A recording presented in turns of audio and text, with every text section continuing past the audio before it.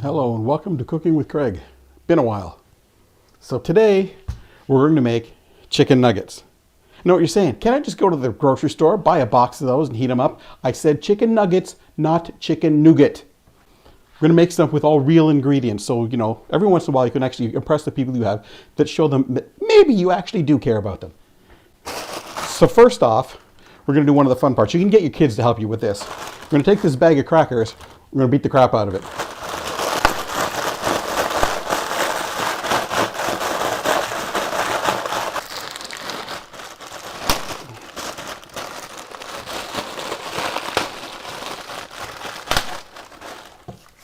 Once you've done that, you're going to transfer it to a freezer bag is best. Any kind of like a better bag than this. You need something that's going to be tough because we're going to use a rolling pin on it next.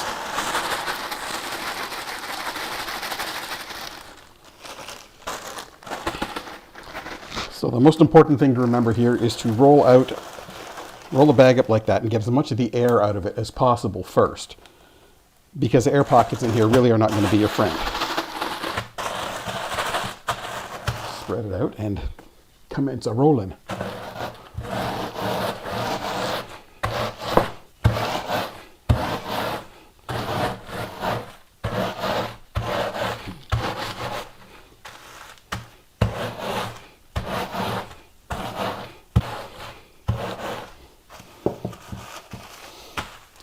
So you should be able to see what we're going for. It's like a really fine crumb dust sort of thing. If you wanted to, for this bit, you could substitute smashed up breadcrumbs, smashed up cornflakes, whatever you felt was going to make it taste best. But you need something that's going to have a bit of a crunch to it on top of what else we're going to do. The nice thing about this is if you make a whole bunch of it, you can, once we're finished with it, put it back in the bag and keep it until you need it again, because it's all dry ingredients. It'll store. And that's good to know. Okay, again, you're going to grab your other ingredients that we have here.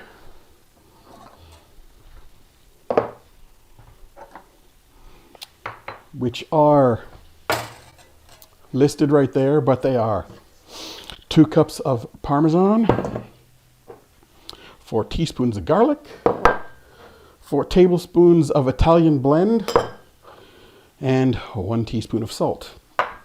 And the smashed up crumbs.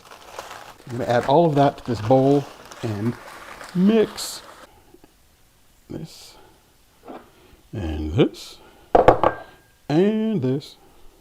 You mix them up with whatever you like. I like to use a whisk because it helps to break up chunks in the cheese and it gets everything blended really nicely. You can use a spoon, you can use a hand blender, you can use your hands. I don't really care. What you want to make sure is just that everything is thoroughly mixed up together. You don't want anything to be clumps of one material. You want to be that flavor blend to be across everything. You can see where some of the cheese is sort of still clumping a bit. Got to stir it a bit more. I kid you not, this is going to feed quite a few people if you do this much. You might want to turn the recipe down a little bit if it's just you and the kids. Unless, of course, you have 40 kids. So we'll get a fresh bag. And so you could take this and store this in the bag if you wanted to. Knockoff brand. Or you can just leave it in the bowl because we are going to use it, but you're better off not to use it out of this bowl. And I'll tell you why. Because we're going to use a mixture of milk and egg, and if you're going to get it on your fingers. Trust me, your hands are going to get dirty in this. If you do that, it tends to drip into the bowl with the mixture and then makes clumps of the egg milk in there, and then it won't store. So you don't want to use this to prepare unless you're going to use all of it. And we're not going to use all that. Trust me, I'm telling you, you are getting some of this, and you're going to be glad to have this. You can use it on fish. You could use it as the spread on top of a casserole. There are many times that you're going to use this, and it's cheesy goodness. Now what we're going to do is cut up the chicken. Wash your counter first. Wash your hands. You're going to be dealing with raw chicken here. You want to be safe. Be careful. If you have a good knife, it's going to be a very sharp knife. Don't cut off your fingers. Now you want to cut the chicken basically into size that you'd use for chicken nuggets, or something around like that size. We're just going to toss them all into a bowl before the next step. So this is a part that you definitely wouldn't want to get the kids to help with, just because knives are sharp, kitchens are dangerous. It's one of those things, everybody has a kitchen in their house, so they don't think of it as a dangerous place. But really, kitchen is one of probably the most dangerous room in your house. There are most dangerous things in there that can hurt you, that you are very, very trusting of. Because it's the kitchen. You don't think anything can happen to you in the kitchen. And you're making these like fairly small chunks, because these are going to cook fairly quickly. The preparation time probably takes longer than the cooking time altogether. And the time for people to scarf these down and say, hey, where's some more? That's even quicker. If you happen to catch any bits of fat like we have right there, just try and trim it off, because that's not going to make for a pleasant chicken nugget for anybody. Remember, when you're cutting, knives really aren't meant to be pushed. They're meant to be slid across. You'll find if you push, you don't get a very good cut. But if you just pull across it, see how the knife just goes right through like that? When you're trying to cut something, don't keep pushing down on it with a lot of force. You don't need a lot of force. Now that we've got all the chicken cut up, we're going to get it ready. We're going to get it ready for doing the next step, and this is called dredging, which is basically coating the chicken completely in flour. It helps to absorb the little bit of juice that is still on the outside of the chicken. It also helps to make the bond between the chicken and the breading a little bit stronger. It also makes the chicken easier to handle because it's dry, not gooey. And we're just basically going to do this for the entire bunch of chicken and put it all on this plate to prepare for the next step. This would be the time to start preheating your oven to 450 degrees Fahrenheit. I don't know what it is in Celsius. I should, but I don't. We're going to take a bowl here, and we're going to combine 2 eggs.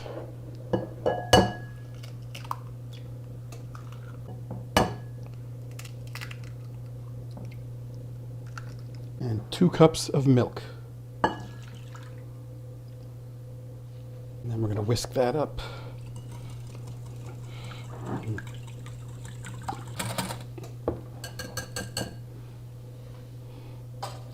We're going to need that we prepared earlier, and the chicken that we prepared earlier. The next thing we're going to do is get the baking sheets ready. We need those later for turning, just have them handy.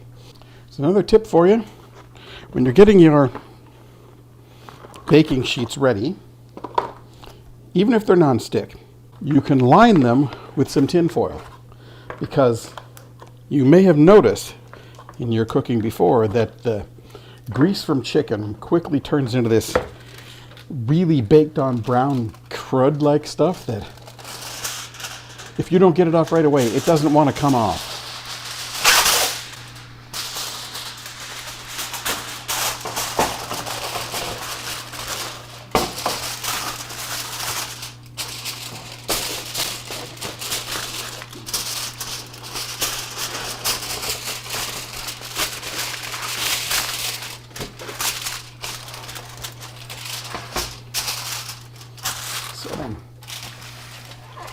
Stick, non-stick, doesn't matter.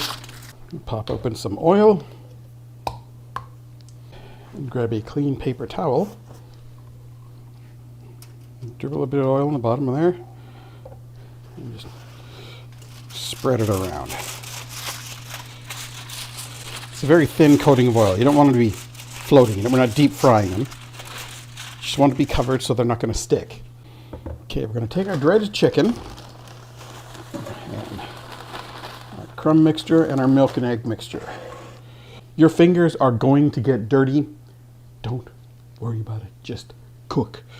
So you're going to take them. Notice they're dry to the touch because we dredged them. Just dip it in there just to get it coated, and then roll it around in the crumbs until it's coated. I like so. A-U-S-E. And then you're just going to put it on the cooking sheet.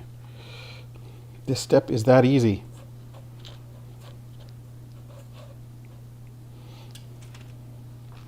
You want to put them just so there's space between them. You don't need to space them apart a lot. You don't want them to clump up together so they're going to stick into a big wad either. That's not going to help you. Unless you want to make a big chicken wad, and then it will be helping you. So you see how I just dumped some of the mixture back into this. And notice I'm using the same bowl. We're not making extra dishes for ourselves because you cannot guarantee that somebody else is going to do the dishes, so don't go crazy. But we're using the same bowl, and I'm only dumped some of it in. I didn't put all of it in, so that, as I said, that the drips from the milk egg mixture don't get in there and turn it into clumps and make it so you can't use it, and also so it won't stick to the other nuggets as you prepare them. Other than a daunting list of ingredients for some people, it's really a simple recipe. And there is a lot of prep, I will give you that. There's a lot of preparation that goes into it, but the actual cooking itself is quite simple. And when you find that this mixture is getting all full of chunks and not really applying to the chicken well anymore, that's when you add some more to it. If you ever find when you're doing this that you're running out of the milk egg mixture, don't worry about more eggs, just add some more milk to it. That will do fine to give you a little bit more to get the rest of your nuggets done. I can show you what you mean. You see there how this is all getting into the larger clumps. It's not like the fine powder that it was.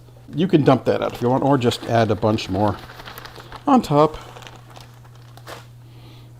and keep going. Okay, just to while away the time while we're doing this here, giving this a joke. Where do you go in the grocery store if you want to be safest in case of an attack? To the cheese aisle, because you can hide in the cheddar fort. It's basically a really bad pun, but it's a bad pun you're only going to get if you live in English-speaking Canada.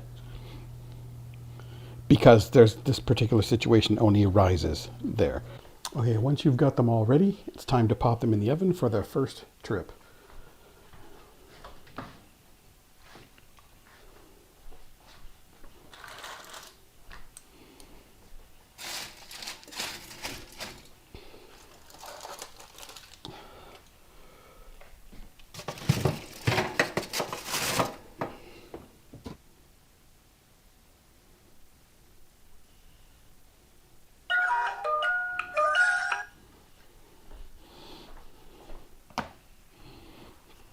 Okay, pop these suckers out of the oven.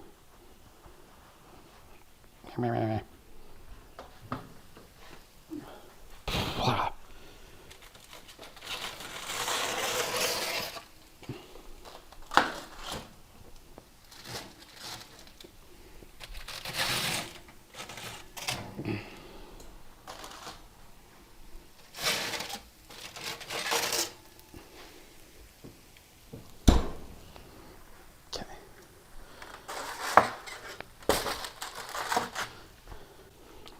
You can use whatever you're comfortable with to flip them. You can use tongs like so to flip them over.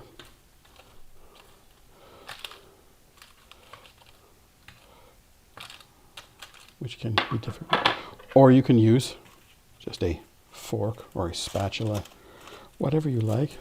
You notice that it's starting to get nice and brown on the one side. That's basically what you're looking for. You might be tempted at this point to try one because they smell done. The meat looks white. It looks like it's cooked, but the internal temperature still will not be high enough, and they need to go back in. Trust me on this one.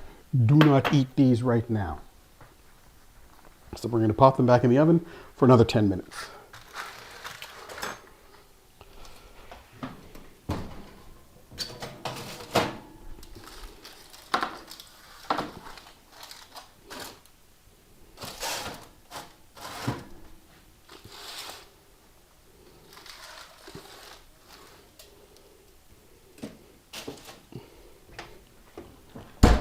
Okay, so we're down to the last minute.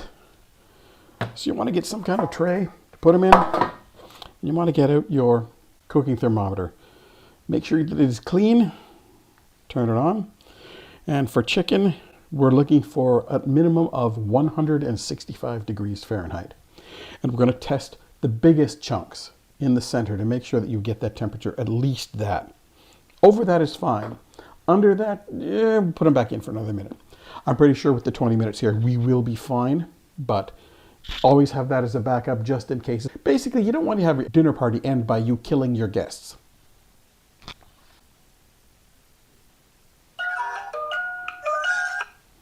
turn off the oven and pull them out. Wait for that initial wave of heat to go by, and be sure not to burn yourself. It's like, please stay here. First, don't cut myself. Now, don't burn myself. Man, what can I do?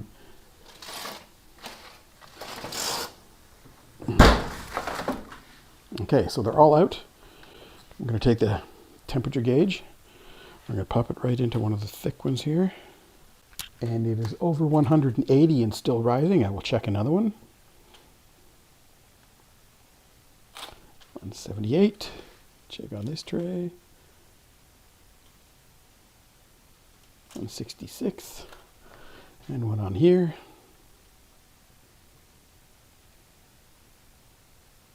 170. Okay. So they're hot enough that we're not going to give anybody some kind of disease.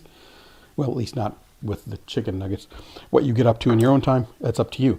Anyway, so now I'm going to just pop them all off the trays and put them in there ready for serving.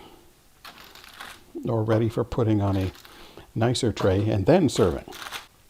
If you find they're not coming off very well, it would be that there wasn't quite enough oil on that. But they should all pop out fairly well without tearing apart. I know you'll be tempted because, oh good, the temperature's good, we can hit it. But remember, I just told you the temperature was 180 plus degrees.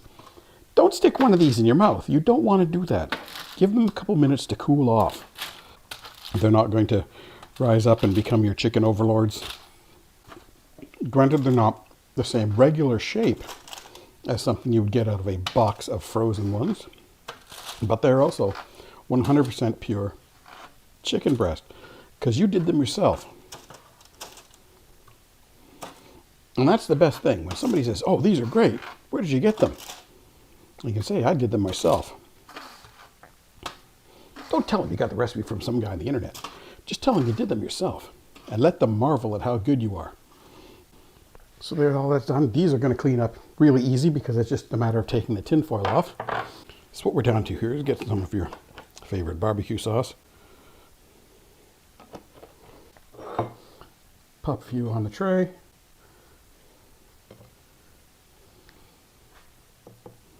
And enjoy.